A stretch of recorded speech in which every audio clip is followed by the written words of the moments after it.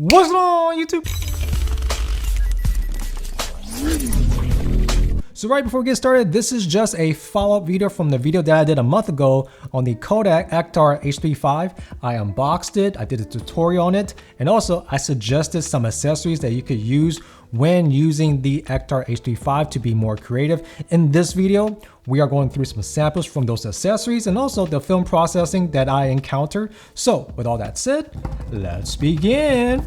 So first things first, let's talk about the film processing for your Ektar H35 half frame camera. Now, that is really important that I say is half frame camera because when I was done shooting my first roll, I sent it to darkroom.com and I selected the default settings, 35mm, enhanced scan. I paid $6, well $5.95 for them to return my film after it's all done. And my total was $22.86, right?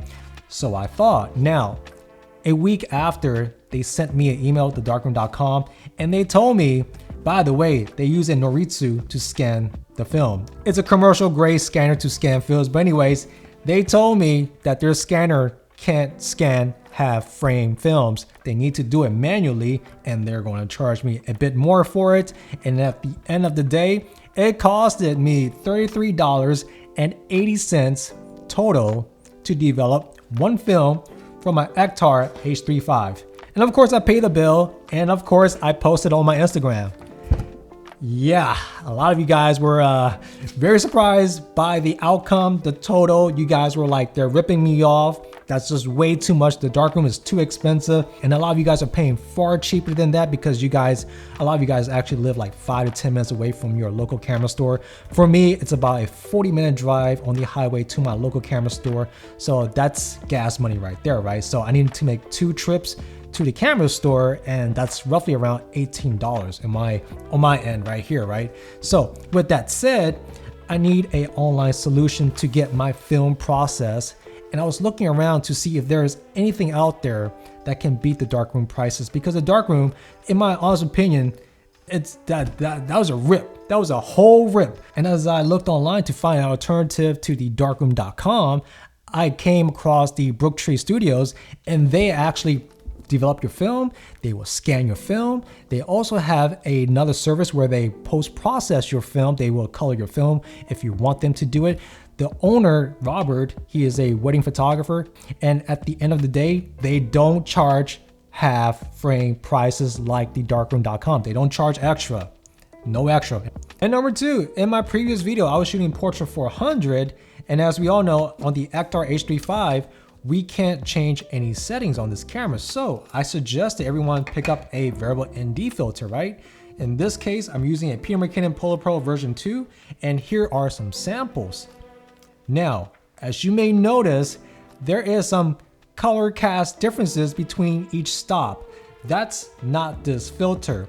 That's the darkroom.com, because I actually did a review on this filter and it did not give me this variation of color cast. This is just auto exposure, auto color on behalf of the darkroom.com. It's kind of weird that it did that, but that's what it is.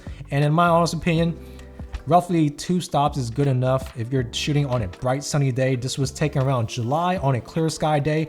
Man, this video might be darkroom.com. Don't use their services at this point.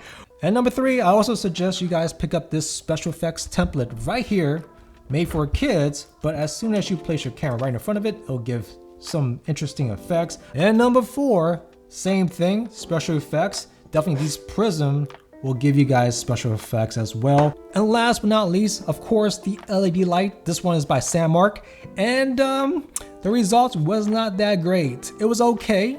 It was able to light up my subject, but I wish it had a bigger output.